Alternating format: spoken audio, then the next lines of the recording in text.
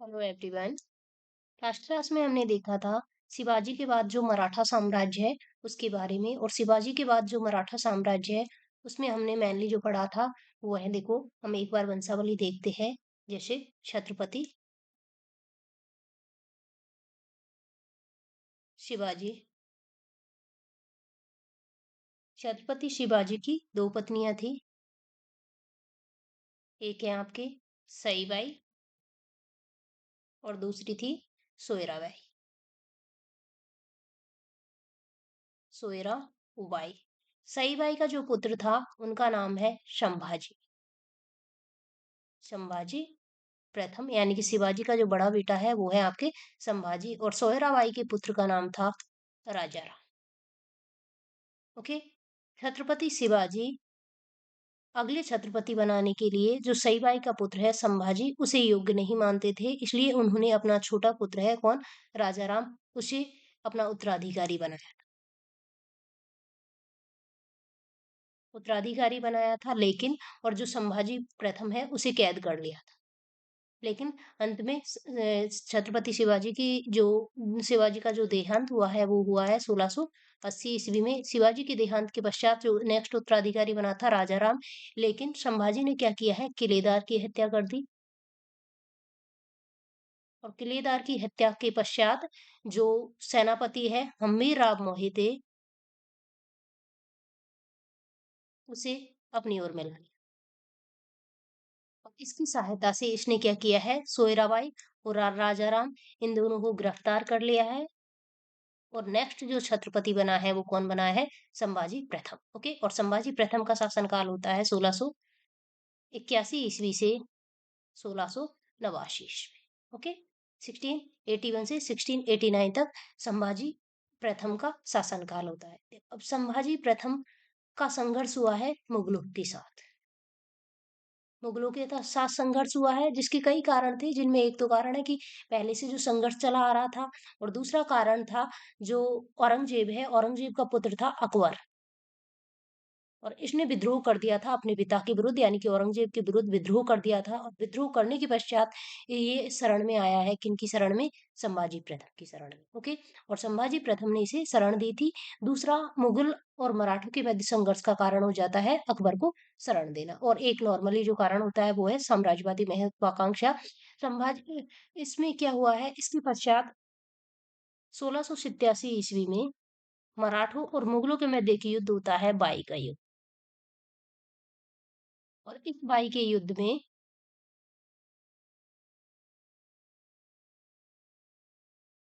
By के युद्ध में जो मराठी पराजित हो जाते हैं, मराठी पराजित हो जाते हैं। और मराठी पराजित होने के पश्चात इसमें जो हम्मीराव मोहिते जो सेनापति था, उनकी मृत्यु हो जाती है इस युद्ध के दौरान। और यहाँ पर जो संभाजी प्रथम है और उनके साथ एक था कवि कलश, इन दोनों को मुगलों के द्वारा कैद कर लिया जाता है। कैद करने के पश्चात इन्हें धर्मांतरण हेतु विवश किया जाता है। धर्मांतरण हेतु विवश करने के लिए ये इनको यातनाएं देते हैं। और इन्हीं यातनाओं के दौरान 1689 ईस्वी में एक स्थान है तुलापुर, यहाँ पर संभाजी प्रथम की हत्या कर दी जाती है। किनके द्वारा, औरंगजेब के द्वारा हत्या करवा दी जाती है, किसकी, संभाजी प्रथम की। जैसे ही संभाजी प्रथम की हत्या हो जाती है उसके पश्चात जो अगला छत्रपति बनता है वो बनता है राजा राम। कौन बनेगा, राजा राम। और राजा राम शासक बनता है 1689 ईस्वी से लेकर 1700 ईस्वी, 1689 से 1700 ईस्वी तक कौन शासक बना है, राजाराम। और 1700 ईस्वी में राजाराम की मृत्यु हो जाती है। और राजाराम की मृत्यु के पश्चात जो अगला शासिका बनती है, शासक बनता है, वो बनता है आपकी जो राजाराम की विधवा पत्नी है, कौन, ताराबाई। ताराबाई के अलावा राजाराम की एक और विधवा पत्नी है, और उसका नाम है आपके राजसबाई। कौन है, राजसबाई। राजसबाई के पुत्र का नाम है संभाजी द्वितीय। ओके। जबकि ताराबाई के पुत्र का नाम था शिवाजी द्वितीय। और एक और पुत्र है राजा राम द्वितीय। राजा राम सेकंड और शिवाजी द्वितीय किनके पुत्र है? ताराबाई और राजा राम के, और राजा राम और राजसबाई का पुत्र कौन है? संभाजी द्वितीय। ओके। तो राजा राम के पश्चात जो नेक्स्ट शासक बनता है वो बनता है शिवाजी द्वितीय, लेकिन शिवाजी द्वितीय अल्पवयस्क था और इसकी अल्पवयस्क था, इसलिए इसकी संरक्षिका बनती है कौन? ताराबाई। यानी कि जो वास्तविक शक्ति है वो किनके हाथों में रहती है? ताराबाई के हाथों में। और ताराबाई का जो शासन काल है वो है 1700 लेकर 1707 ईस्वी तक। ताराबाई कब से कब तक शासक बनती है? 1700 से 1707 ईस्वी। उधर 1707 ईस्वी में औरंगजेब की मृत्यु हो जाती है और औरंगजेब की मृत्यु के पश्चात क्या होता है? मुगल शासक बनता है कौन? बहादुर शाह। और बहादुर शाह के द्वारा जो कैद में पहले जब संभाजी की मृत्यु हुई है, संभाजी की मृत्यु के पश्चात शासक बनता है राजा राम। राजा राम जब शासक बनता है उस समय मुगलों के द्वारा आक्रमण किया गया था रायगढ़ पर, लेकिन रायगढ़ से राजा राम को बाहर निकाल दिया गया था संभाजी प्रथम की विधवा पत्नी के द्वारा। तो उस समय जो संभाजी प्रथम है उनकी विधवा पत्नी थी कौन? येशुबाई। संभाजी प्रथम की विधवा पत्नी थी येसुबाई। और येसुबाई और संभाजी प्रथम का जो बेटा है वो है साहू प्रथम। साहू प्रथम, इन दोनों को मुगलों के द्वारा कैद कर लिया गया था। और जैसे ही बहादुर शाह नेक्स्ट मुगल शासक बनता है उसने क्या किया है? इन दोनों को कैद से मुक्त कर दिया है। और मुक्त करने के पश्चात ये आया है दक्षिण भारत में कौन? साहू प्रथम। और इसके पश्चात क्या होता है? मराठों में संघर्ष। मराठों में जो उत्तराधिकार संघर्ष हो जाता है। मराठों में उत्तराधिकार संघर्ष होता है। और इस संघर्ष के दौरान एक युद्ध होता है वो है आपके खेड़ा का युद्ध। कौन सा युद्ध है? खेड़ा का युद्ध। और खेड़ा का युद्ध किन किन के मध्य होता, कब होता है? 1707 ईस्वी में। किस किस के मध्य होता है? इसमें साहू प्रथम और ताराबाई के मध्य होता है। इस युद्ध में साहू प्रथम के द्वारा ताराबाई और जो है शिवाजी द्वितीय, इन दोनों को पराजित कर दिया जाता है। और नेक्स्ट जो शासक बनता है वो कौन बन जाता है? आपके साहू प्रथम। और साहू प्रथम का शासनकाल है 1707 से लेकर 1749 ईस्वी। ओके। और साहू प्रथम शासनकाल में ही आपके जो खेड़ा का युद्ध है उसमें महत्वपूर्ण भूमिका निभाई थी बालाजी विश्वनाथ के द्वारा।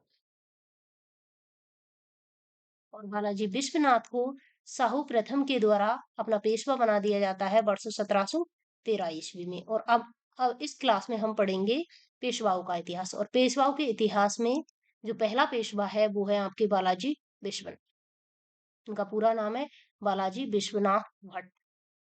ओके। तो हम जो पहला पेशवा पढ़ेंगे वो है आपके बालाजी विश्वनाथ। बालाजी विश्वनाथ का जो समय रहता है वो रहता है आपके 1713 से लेकर 1720 ईस्वी। देखो बालाजी विश्वनाथ के द्वारा कुछ आंतरिक कार्य किए गए हैं और कुछ बाह्य कार्य किए गए हैं। इसके अलावा कुछ प्रशासनिक सुधार किए गए थे। तो हम देखेंगे बालाजी विश्वनाथ भट्ट को। ओके। जैसे कि इनके द्वारा, वैसे बालाजी विश्वनाथ का जो जन्म हुआ है वो हुआ है आपके 1660 ईस्वी।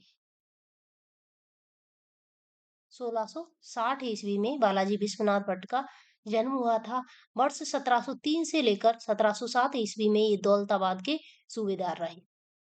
1712 में इसको जो 1711 ईस्वी में इन्हें सेना कर्ते का पद प्रदान किया गया, जो साहू जी महाराज के द्वारा इस पद का सृजन किया गया है। इसके अलावा 1713 ईस्वी में इसे छत्रपति छत्रपति साहू जी महाराज का जो पहला पेशवा बनाया गया। ऑलराइट, अब हम देखते हैं जो आंतरिक कार्य है किनके? बालाजी विश्वनाथ के।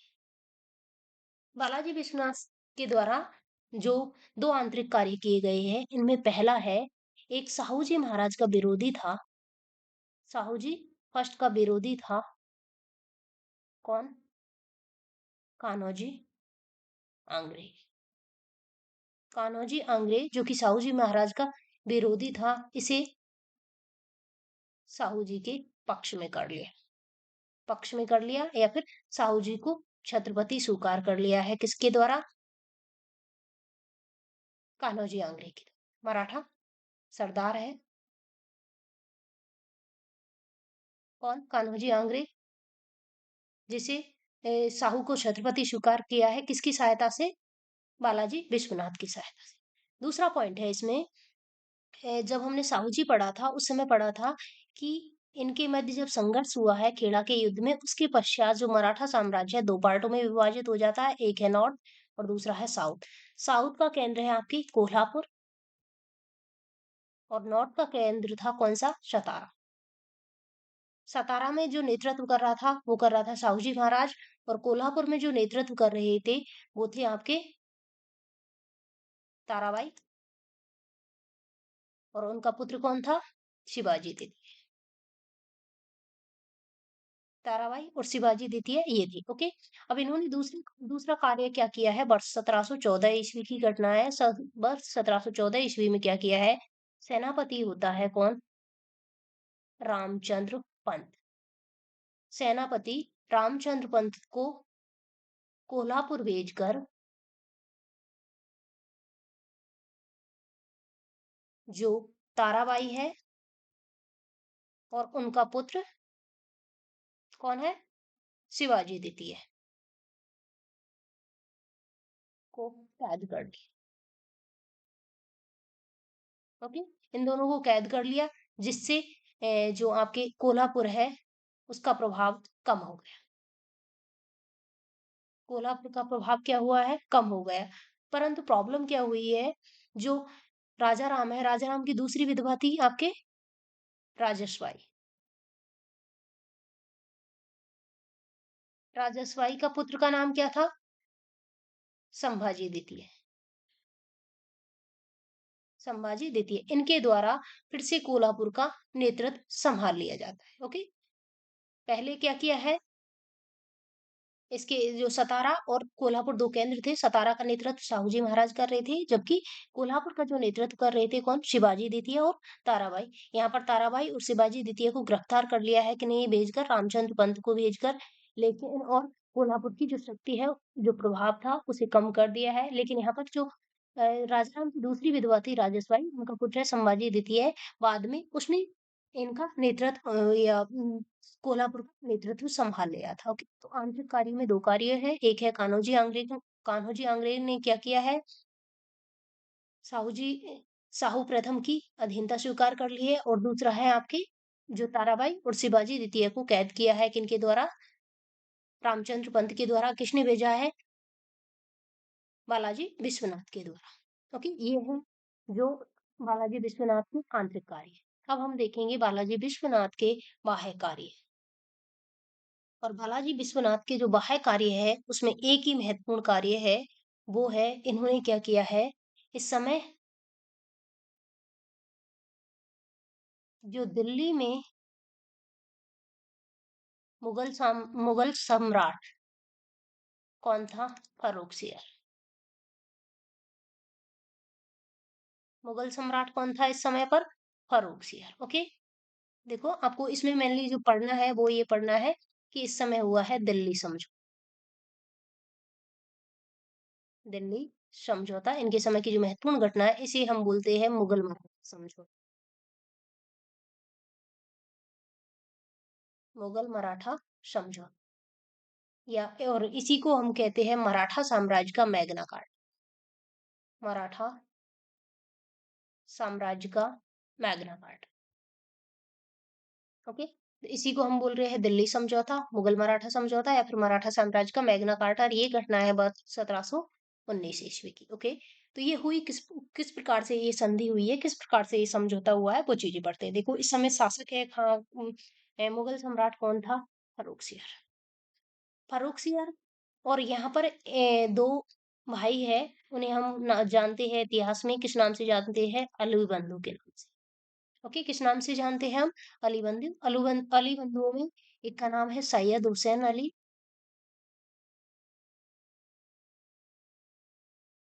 दूसरा है सैयद अब्दुल्ला। ओके, दो भाई है कौन? सैयद अब्दुल्ला और सैयद हुसैन हुसैन अली। इस समय जो मुगल साम्राज्य की जो वास्तविक शक्ति थी, इन दोनों के पास थी। ओके, और इन्हें कहा जाता है किंग मेकर। किंग मेकर किन्हें कहा जाता है? अली बंधुओं को। इन्होंने क्या किया है? इन्होंने एक षड्यंत्र रचा, और उस षड्यंत्र के तहत इन्होंने क्या किया है? उस षड्यंत्र में इन्होंने जो फारूक सियर को हटाकर फारूक सियर को हटाकर उनके स्थान पर किसको बिठा दिया है? रफी उद दर जात। रफी उद दर जात को मुगल शासक बना दिया है। देखो, हम पढ़ रहे हैं क्या? दिल्ली समझौता या मुगल मराठा समझौता। ये कैसे हुआ है? दिल्ली में यानी कि उस समय शासक कौन था? फारूक सियर। लेकिन वास्तविक शक्ति किनके पास थी? अली बंधुओं के पास। अली बंधुओं ने क्या किया है? पेशवा की सहायता से, और पेशवा कौन है इस समय? बालाजी विश्वनाथ। पेशवा कौन है? बालाजी विश्वनाथ। बालाजी विश्वनाथ की सहायता से एक षड्यंत्र रचा है, और उस षड्यंत्र में इन्होंने क्या किया है? फारूक सियर को हटाया है। फारूक सियर को हटाकर उनके स्थान पर जो अगला मुगल बादशाह बना दिया है, और उसका नाम है क्या? रफी उद्दर्जा। और रफी उद्दर्जा के साथ संधि होती है आपके, या समझौता होता है, वो होता है आपके दिल्ली समझौता। कब होता है? 1719 ईस्वी। ओके, तो अब हम देखते हैं जो दिल्ली समझौता है, या फिर जिसे हम बोलते हैं मुगल मराठा समझौता, इसे पढ़ेंगे।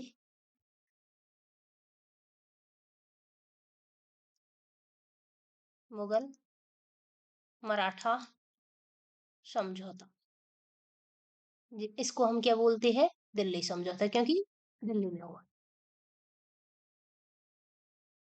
कब हुआ है? 1719 ईस्वी में। ओके, इन मध्य हुआ है बालाजी विश्वनाथ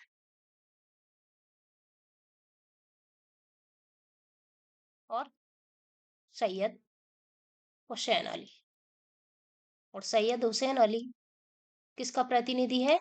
रफी उद्दरजात का। मुगल शासक है कौन? रफी उद्दरजात का। इस समझौते के प्रमुख प्रावधान कौन कौन से थे? प्रावधान। ओके, प्रावधान में पॉइंट नंबर 1 है, इसमें है जो शिवाजी का जो स्वराज था, शिवाजी का स्वराज। और शिवाजी का स्वराज क्या था? शिवाजी के स्वराज को हम बोलते हैं ममालिक कादिर। ममालिक कादिर। शिवाजी के स्वराज को, यानी कि शिवाजी के द्वारा जो विजित जो क्षेत्र थे, उसके साम्राज्य के जो भाग थे, पुनः छत्रपति के नियंत्रण में आ गए। पुनः छत्रपति के नियंत्रण में आ गई। छत्रपति कौन था इस समय? शाहू जी। ओके, तो शिवाजी के समय में जो एरिया शिवाजी के साम्राज्य का भाग था, वो अब किसके साम्राज्य का भाग हो गया? शाहू प्रथम के साम्राज्य का भाग। और इस प्रकार से जो शाहू जी का जो साम्राज्य है, वो कहां से कहां तक हो गया है? वो हो गया है आपके ताप्ती नदी से, ताप्ती नदी से लेकर, उत्तर में ताप्ती नदी से लेकर दक्षिण में कृष्णा नदी तक विस्तृत। ओके, तो पहली शर्त है कि जो शिवाजी का जो साम्राज्य था, उसे अब किसके साम्राज्य में मान लिया गया? किसका साम्राज्य मान लिया गया?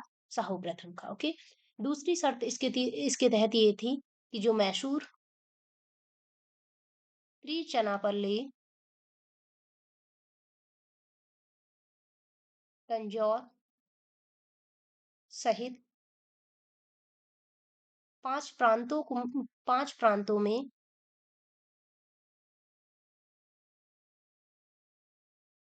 शाहू को चौथ वसूलने का अधिकार दिया। शाहू को चौथ वसूलने का अधिकार दिया। पहली शर्त है कि शिवाजी के स्वराज को साहू जी के साम्राज्य में साहू जी का साम्राज्य मान लिया गया। दूसरी शर्त क्या थी? मैसूर, त्रिचनापल्ली व तंजौर सहित 5 प्रांतों में साहू जी को चौथ वसूलने का अधिकार दिया। चौथ का मतलब है 1/4 यानी कि 25% जो राजस्व का 25% वसूलने का अधिकार दे दिया है किनको? साहू जी को। ऑलराइट। इसके अलावा है गोंडवाना, गोंडवाना, बरार, खानदेश जैसे नवविजित प्रदेशों में, खानदेश जैसे नवविजित प्रदेशों में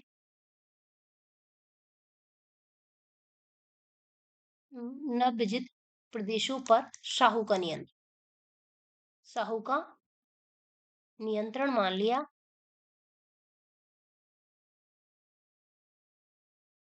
तथा यहाँ पर सरदेशमुखी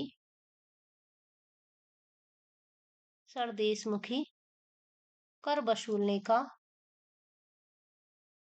अधिकार किनको दे दिया है? साहू जी।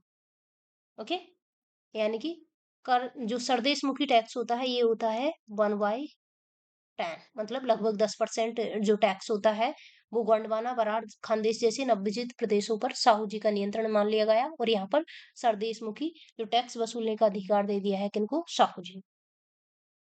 इसके अलावा जो नेक्स्ट शर्त थी कि जो कोल्हापुर के मामले है, कोल्हापुर के मामले में क्या था? जो राजस्वाई है और राजस्वाई का पुत्र कौन है? संभाजी द्वितीय। ओके, कोल्हापुर के मामलों में साहू हस्तक्षेप नहीं करेगा।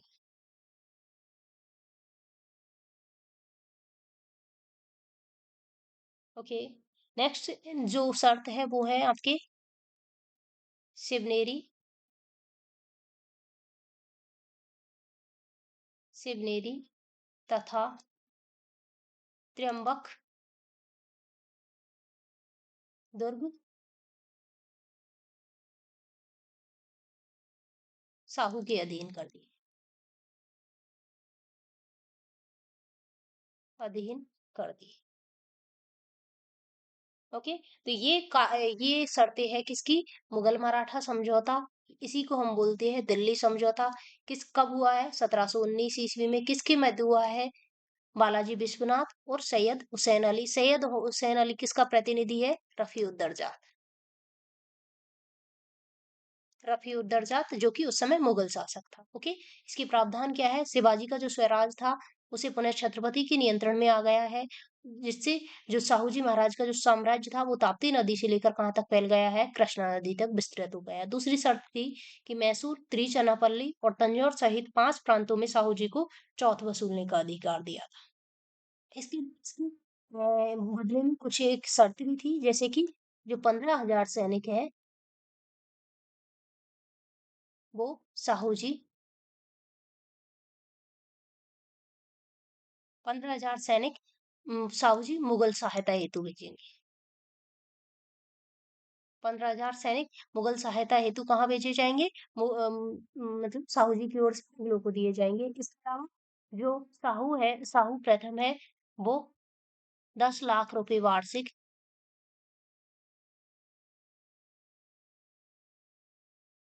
मुगल सम्राट को देंगे। 10 लाख रुपए वार्षिक मुगल सम्राट को देंगे और 15,000 सैनिक मुगलों के यहाँ भेजेंगे। 2 शर्तें थी जो साहू जी को किसको प्रतिपूर्ति करनी थी? रफीउद्दर्जात के प्रति। जबकि बाकी शर्तों में क्या है? शिवाजी का स्वराज साहू को पुनः मिल चुका है। इसके अलावा मैसूर, त्रिचनापल्ली और तंजौर सहित 5 प्रांतों में साहू जी को चौथ वसूलने का अधिकार प्राप्त हो गया है। गोंडवाना, बरार, खानदेश जैसे नवविजित प्रदेशों में सरदेशमुखी टैक्स वसूलने का अधिकार है। कोल्हापुर के मामले में अब साहू हस्तक्षेप नहीं करेगा। सिवनेरी व त्र्यंबक दुर्ग भी किसके अधीन आ चुके हैं? अब साहू जी के अधीन। ओके, ये है बाह्य कार्य। ऑलराइट। आंतरिक कार्यों में 2 कार्य थे। इसमें एक है कान्होजी आंग्रे को जो साहू जी के पक्ष में कर लिया है। दूसरा है जो कोल्हापुर में जो नेतृत्व कर रही थी ताराबाई और उनका पुत्र शिवाजी द्वितीय, उन दोनों को गिरफ्तार कर लिया गया है। इसके अलावा नेक्स्ट जो है बाह्य कार्य, बाह्य कार्य में एक है, बाह्य कार्य में जो मेन कार्य है वो है दिल्ली समझौता, जिसे हम बोलते हैं मुगल मराठा समझौता। इसी को हम बोलते हैं मराठा साम्राज्य का मैग्ना कार्टा। और मराठा साम्राज्य का मैग्ना कार्टा इसे कहा था रिचर्ड टेम्पोरल के द्वारा।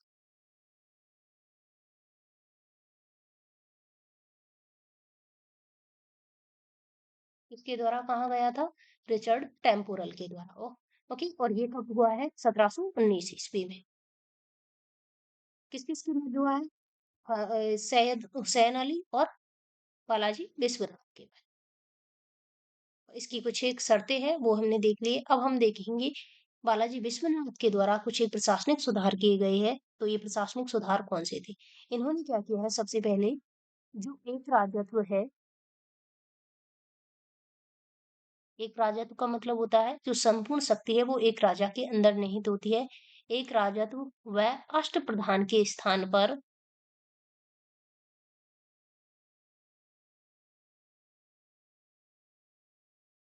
मराठा संघ की नींव रखी। मराठा संघ की नींव रखी, यानी कि शक्ति जो सत्ता है उसकी कई केंद्र कर दी है। इसमें इन्होंने क्या किया है? जिसका जो और इस मराठा संघ का पुनर्गठन किया था किनके द्वारा? बालाजी सॉरी बाजीराव प्रथम के द्वारा। बाजीराव प्रथम के द्वारा इसका पुनर्गठन किया गया था। इसमें इन्होंने क्या किया है? जो शक्तियां है वो मराठा सरदारों में विभक्त कर दी, तथा जो परसोजी भोसले है इसे दिया गया था खानदेश व बरार। खानदेश व बरार का क्षेत्र किसे दे दिया है? परसोजी भोसले को। इसके अलावा उदाजी पवार को दिया है, उदाजी पवार को दिया था क्या? मालवा।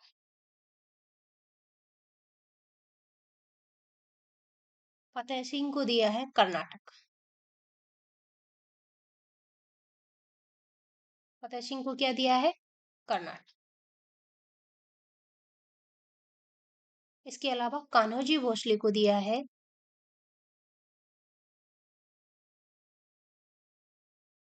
कान्होजी भोसले को क्या दिया है? गोंडवाना। तो इसने क्या किया है? शक्ति के कई केंद्र बना दिए हैं। इसमें परसोजी भोसले को खानदेश व बरार, उदाजी पवार को मालवा, कान्होजी भोसले को गोंडवाना और फतेह सिंह को दिया है क्या? कर्नाटक। ऑलराइट, ये है इनका पहला प्रशासनिक सुधार से संबंधित कार्य। दूसरा इनका जो कार्य था, जैसे जो शिवाजी है, छत्रपति शिवाजी के द्वारा क्या किया गया था? जो वेतन की बदले यानी कि वेतन के रूप में नगद वेतन दिया जाता, लेकिन इन्होंने क्या किया है? नगद वेतन के स्थान पर भूमि देना आरंभ।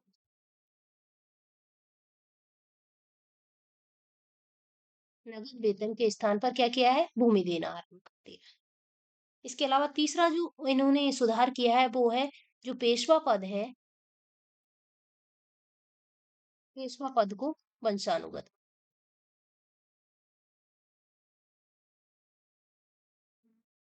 पेशवा पद को वंशानुगत बनाया है। एक राजत्व और अष्टप्रधान के स्थान पर मराठा संघ की नींव रखी है। और शिवाजी ने क्या किया? शिवाजी जो नगद वेतन देते थे उनके स्थान पर इन्होंने क्या किया है? भूमि देना प्रारंभ कर दिया। ये है इनके कुछ प्रशासनिक सुधार से संबंधित कार्य। इन कार्यों के बदले यानी कि कार्यों के चलते बालाजी विश्वनाथ को कहा जाता है मराठा साम्राज्य का दूसरा संस्थापक। क्या कहा जाता है? मराठा साम्राज्य का दूसरा संस्थापक। इन कार्यों के लिए इन्हें कहा जाता है क्या? मराठा साम्राज्य का दूसरा संस्थापक। प्रथम संस्थापक कौन था? शिवाजी। ओके, छत्रपति शिवाजी प्रथम संस्थापक है, जबकि दूसरा संस्थापक कहा जाता है बालाजी विश्वनाथ। और इनकी जो मृत्यु हो जाती है कब? वर्ष 1720 ईस्वी। मृत्यु कब होती है इनकी? 1720 ईस्वी।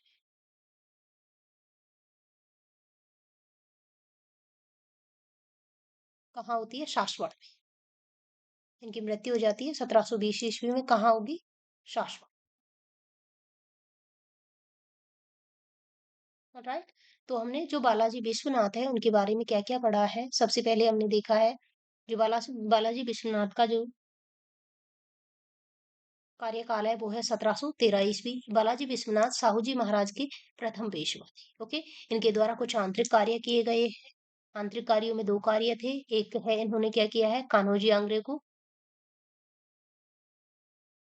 साहू के प्रति स्वामी भक्त बनाया है, या फिर या जो इसने क्या किया है, साहू जी को छत्रपति मान लिया। किनके प्रभाव से? बालाजी विश्वनाथ के प्रभाव से। दूसरा इन्होंने क्या किया है, ताराबाई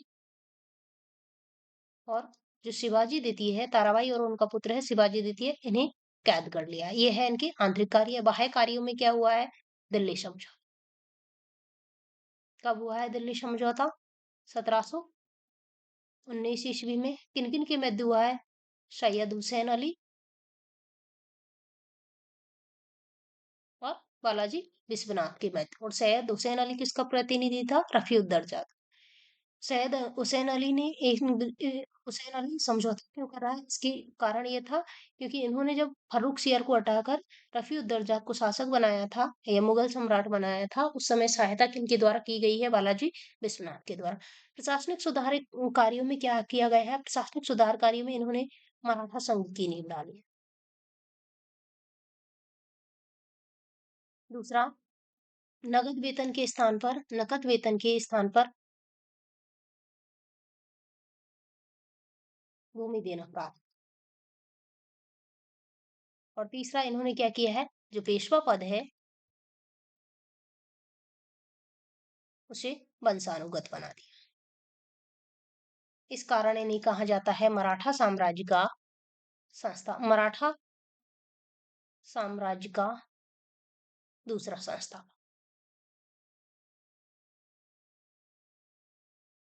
ओके, ये है कौन? बालाजी विश्वनाथ। जो मराठा कॉन्फेडरेसी है इसमें आपके सिंधिया है, इसके अलावा गायकवाड़ है, उधर बरार में भोंसले हो जाएंगे, तो ये आपकी उसी का पार्ट है। किसका? मराठा संघ। ओके, और इस मराठा संघ की नींव किसके द्वारा डाली गई है? बालाजी विश्वनाथ के द्वारा।